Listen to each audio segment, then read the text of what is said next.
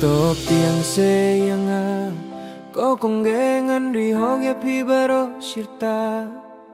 wat thing wan nhum khuslai ta lei ru ya pi ngam mim le kai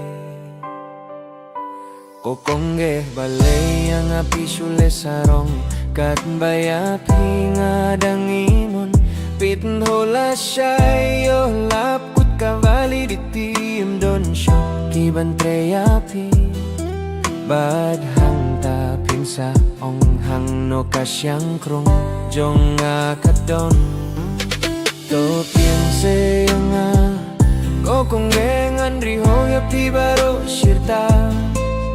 wa theng wan khuslai da le ru ya pi ngam mim le kai ko kong nge wat mim le sarong tin hồi yo bala shay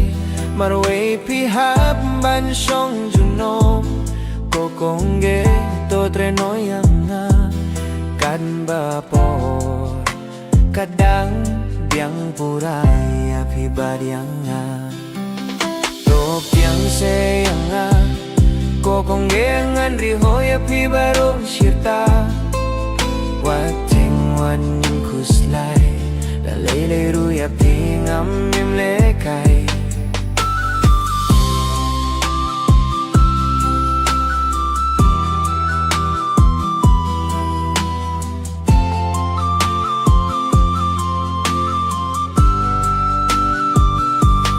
ko kong ge kat pa por kadang biang ya piang a